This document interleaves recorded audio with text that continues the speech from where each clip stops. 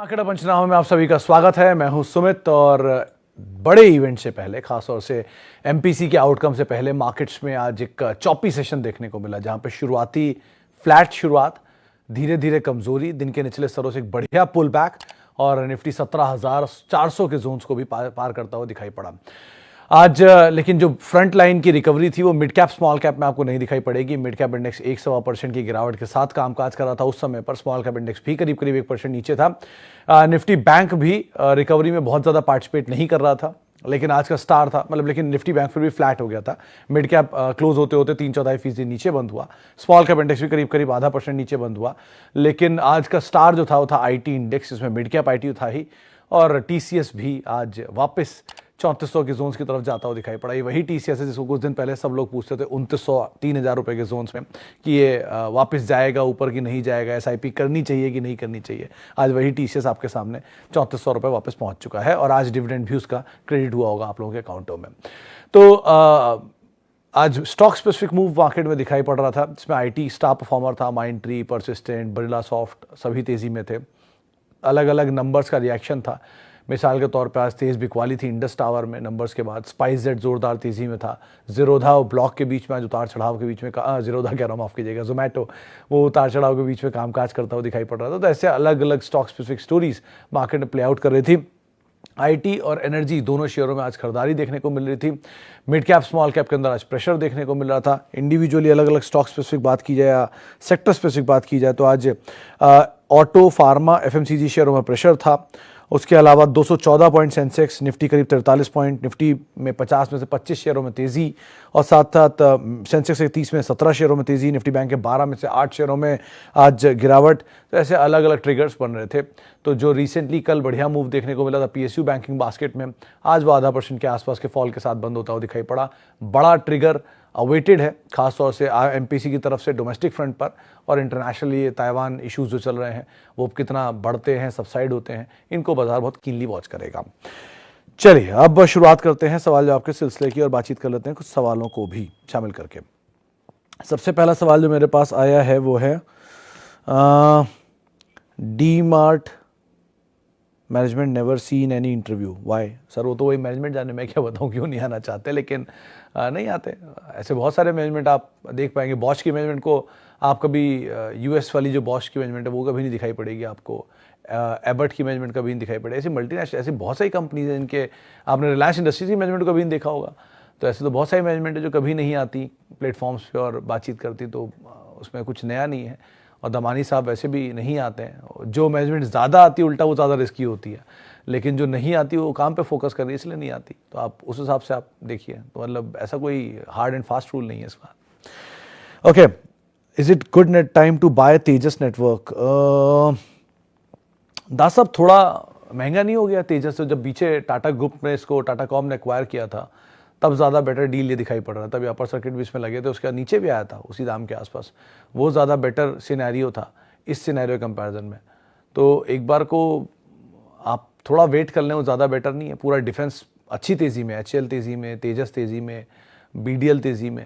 तो तेज़ी चलते हुए शेयर को तो अवॉइड ही किया करिए। जो नहीं चलते हैं तेज़ी में उनको एक बार को देख सकते हैं, लेकिन पिक एंड चूज़ ज़रा राइटली करिएगा, क्योंकि पीएसयू स्पेस में एक रिस्क ये होता है कि वो ऊपर के लेवल पे उन पर ओएफएस आ जाता है, जो एचएल में कभी भी आ सकता है।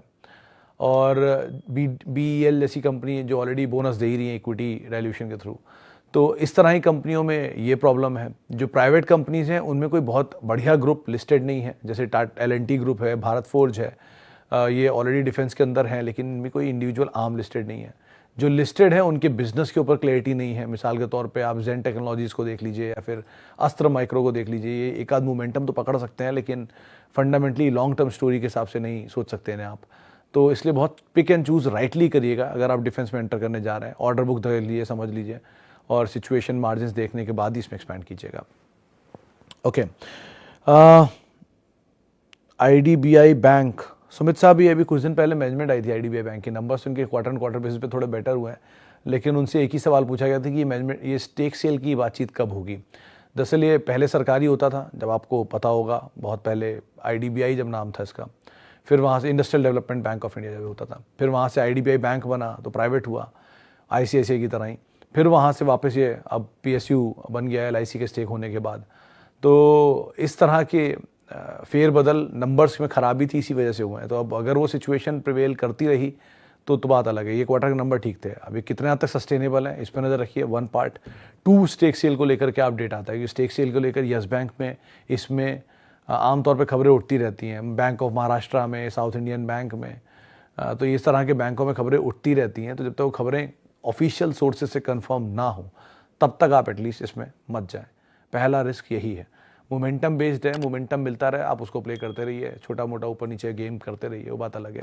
लेकिन बैंक्स में सबसे सेफ वही रहते हैं कि आप टॉप 5 में रहिए, क्योंकि कोई भी बैंक के साथ ये क्लैरिटी कभी नहीं होती कि किस स्ट्रेस्ड सेक्टर के अंदर ऑलरेडी हाई एक्सपोजर रखते हैं।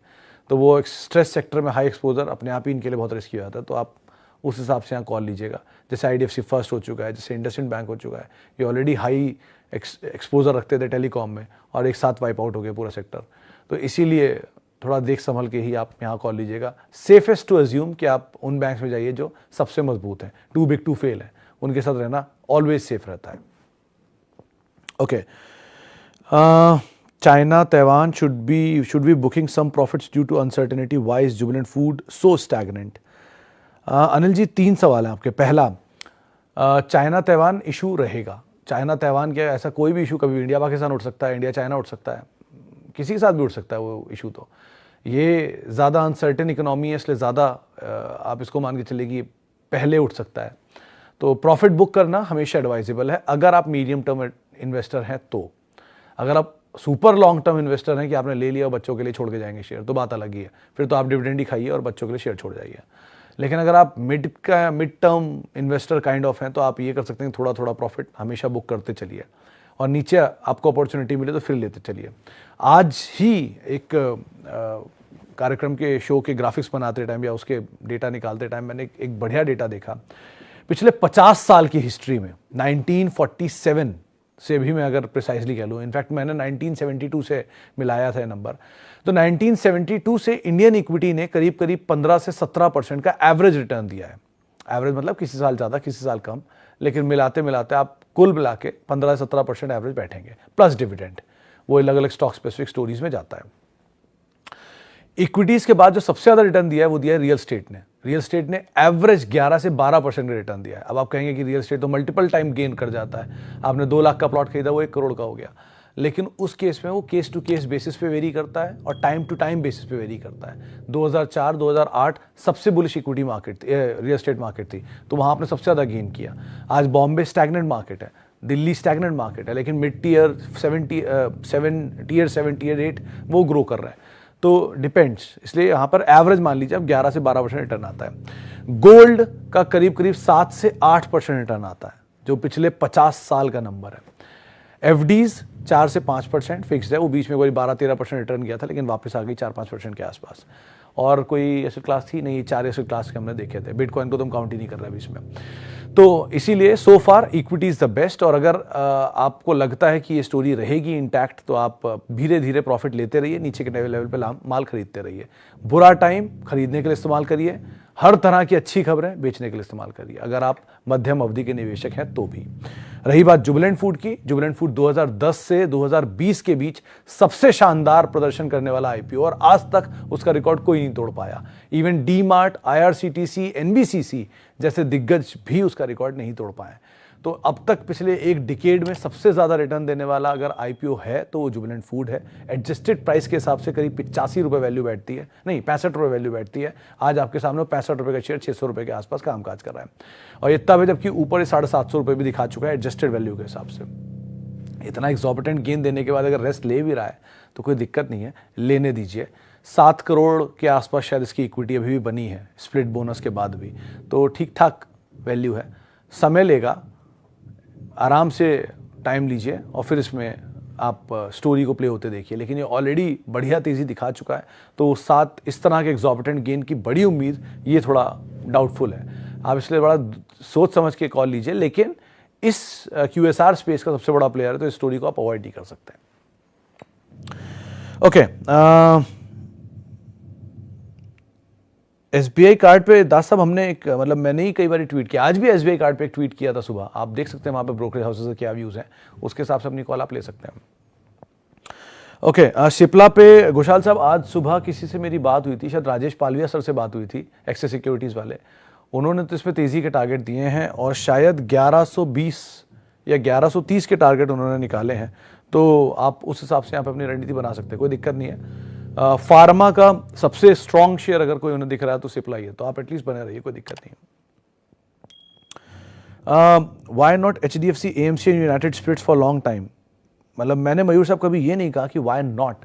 मैं तो यूनाइटेड स्पिरिट्स के लिए इनफैक्ट हमेशा ही मैंने कहा कि अगर कोई लीडर आप जाना चाहते हैं तो यूनाइटेड स्पिरिट्स अपने स्पेस का लीडर है, प्रीमियम सेगमेंट का लीडर है। आप अगर लिकर मार्केट को समझते हैं थोड़ा बहुत भी, तो आपको ये चीज़ रियलाइज़ हो जाएगी कि विद टाइम कैसे लिकर का इवोल्यूशन हुआ है। आपकी जो एज ग्रुप थी, ड्रिंकिंग एज ग्रुप, वो ऑलरेडी बहुत कम हो चुकी है। पहले वो 35 की रेंज में होती थी, फिर 28 की रेंज में आई, अब 21-22 की रेंज में आ चुकी है।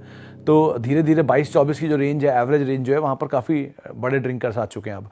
दूसरा नया सेगमेंट इज़ फीमेल्स, वो भी आ चुकी हैं अब इसके अंदर। और तीसरा सबसे इंपॉर्टेंट कि जो प्रीमियमाइजेशन है वो हो गया है। पहले 400 रुपये 500 रुपये वॉज रेगुलर, अब 1200-1100 इज़ रेगुलर और 2400-2500 इज़ नॉर्मल। तो इसीलिए वो जो प्रीमियमाइजेशन हुआ है, वो प्रीमियमाइजेशन का बेनिफिट यूनाइटेड स्पिरिट्स को मिलेगा। इक्विटी भी छोटी है, हालांकि स्प्लिट के बाद बड़ी हो गई है, लेकिन फिर भी ये थोड़ा स्लो मूवर रहेगा। लेकिन ऑब्वियसली बात है, जुबिलेंट फूड की तरह ही कंसोलिडेशन दिखाएगा। किसी फॉल में इस स्टॉक को ऐड करने में कोई खामी नहीं है, क्योंकि ये डिमांड को सबसे तेज रिवाइव करने वाले स्टॉकों में है और इंडियन कंजम्पशन ड्रिवन स्टोरी के ऊपर ये बेस्ड है। तो इंटरनेशनल ये झगड़ों का भी इसके ऊपर बहुत इफेक्ट आता नहीं है। तो उस हिसाब से आप देख लीजिए। बाकी पॉलिसीज़ का इंपैक्ट रहता है, गवर्नमेंट टैक्सेस ड्यूटीज़ लगाती है, वो ये फर्दर पास ऑन कर देते हैं। तो उस हिसाब से आप रणनीतियाँ बनाइएगा। और रही HDFC AMC की, ये लार्जली अंडर परफॉर्मर रहा है, बिकॉज FIs की सेलिंग इसमें काफ़ी रहती है। तो FIs की सेलिंग जिस दिन FIs की बाइंग में कन्वर्ट हो गई, तो HDFC ग्रुप वैसे भी उनका फेवरेट ग्रुप है, तो अपने आप वापस अकॉर्डिंगली यहाँ पे रिएक्शन आने शुरू हो जाएंगे। अच्छा, which one is the best for long term? Elecon engineering, Rajratna global? Rajratna global, Alpesh साहब जरा एक बार पहले ही चेक कर लिए कितना चला हुआ शेयर है। बहुत चला हुआ शेयर है, थोड़ा बहुत नहीं, बहुत चला हुआ शेयर है। एलिकॉन चला है, ये भी नए हाइस पर है, लेकिन उतना नहीं है जितना राजरत्न चला है। तो दोनों चले हुए शेयरों में आप कंपैरिजन कर रहे हैं, उस हिसाब से कॉल लीजिएगा।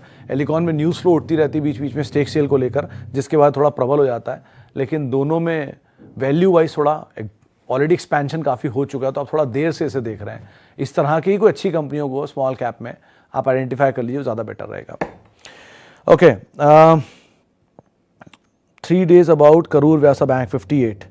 सतीश साहब, वही सेम जवाब है जो मेरा बाकियों में, क्योंकि करूर व्यासा बैंक भी उसी तरह के बैंक्स में आता है जहाँ पर स्टेक सेल की बातचीत हमेशा उठती रहती है। आप ये मोमेंटम में स्टॉक तो ठीक रहेगा, अगर आपको मोमेंटम मिलता है आप उसे चेज करके पैसा थोड़ा बहुत बने लेकर निकल भी सकते हैं। लेकिन अगर आप इसको लॉन्ग टर्म स्टोरीज के हिसाब से ये मान के चल रहे हैं कि आगे चल के ICICI बैंक बनेगा, HDFC बैंक बनेगा, एक्सिस बैंक बनेगा, तो वो डाउट है। एक बड़े बैंक के साथ आप इसे अपने पोर्टफोलियो में रख रहे हैं तो एक बार वो फिर भी सोचा जा सकता है, लेकिन आप प्योरली बैंक में अगर इसके अंदर जा रहे हैं तो थोड़ा रिस्की बेट आप ज़्यादा ले रहे हैं। Asset quality wise 1-2 quarter improve, 1-2 quarter में प्रॉब्लम, यही चलता आ रहा सालों से इसके साथ। तो सिचुएशन जब तक बड़ी फेरबदल ना हो तब तक कुछ भी कहना मुश्किल है, जो अभी तक नहीं हुई है। तो बेटर यही है कि आप इस तरह के रिस्की बेट, ये AU स्मॉल फाइनेंस बैंक, इस तरह के सारे बैंक्स में यही कैच है कि ये 2 क्वार्टर ऊपर 2 क्वार्टर नीचे चलता रहता है। तो मीडियम मोमेंटम मिल सकता है, एक बार कभी एकदम से तेज़ी आ गई वो भी मिल सकती है, लेकिन कंसिस्टेंटली 15% का रिटर्न जनरेट करना थोड़ा मुश्किल होता है। इसलिए आप लीडर के साथ रहिए, बैंक्स में एटलीस्ट। बैंक्स में हमेशा मैं लीडर बोलता हूँ, क्योंकि बैंक के केस में कभी नहीं पता होता कि किस बैंक का किस तरफ ज़्यादा एक्सपोजर है। बंधन बैंक असम में ज़्यादा है, जम्मू कश्मीर जम्मू में ज़्यादा है, साउथ के बैंक साउथ में ज़्यादा है, वहाँ कोई भी क्राइसिस आता है इनको दिक्कतें बढ़ जाती हैं। इसीलिए बड़े बैंक्स सेफ ऑप्शन, बड़ा चुन समझ के वो बैंक लोन देते हैं, too big to fail government खुद बोलती है, तो उस हिसाब से आप उनमें रहिए, सेफेस्ट ऑप्शन है एटलीस्ट वो। चलिए, फिलहाल अब इतने सवालों को शामिल कर पाऊंगा। जाते जाते धनी सर्विसेज पे एक सवाल पूछा गया है, एक ही जवाब है, अवॉइड ही करिए सर। ये बहुत ही बुरा पैसा लोगों का बर्बाद करके गया है, तो जो पहले एक बारी पैसा बर्बाद कर चुका है वो खुद आबाद कभी नहीं हो सकता, तो अवॉइड ही करिए, वो ज़्यादा बेटर है। सिचुएशन में टर्न अराउंड सो फार नहीं दिख रहा है, कोई भी मैनेजमेंट फेरबदल नहीं हुआ है, थोड़ा बहुत नीचे से चल जरूर रहा है, लेकिन ऑलरेडी 90% नीचे से जाने के बाद अगर 5% रिकवर हो भी गया तो भी 80% का लॉस आपको दे ही रहा है। पुराने निवेशकों से पूछिए उनकी हालत क्या है। सो बेटर यही है कि आप रिस्की बहुत, अगर आपका एपेटाइट है तो आप एक बार को देख सकते हैं, लेकिन अदरवाइज आप क्यों ऐसे रिस्क में जा रहे हैं पैसा बर्बाद करने के लिए? अवॉइड ही करिए, सेफ ऑप्शन चले जाइए किसी। बाकी अगर आपको रिस्क लेना है तो फिर कोई दिक्कत ही नहीं है। इसी नोट के साथ अब मार्केट पंचनामा को हम समेटेंगे। बहुत बहुत शुक्रिया आपका हमारे साथ जुड़ने के लिए, और बहुत बहुत माफ़ी उन सभी लोगों से जिनसे हम बातचीत नहीं कर पाए। आपसे कल मुलाकात होगी गुरुवार के दिन। तो तब तक के लिए @sumitresearch मेरा ट्विटर हैंडल है।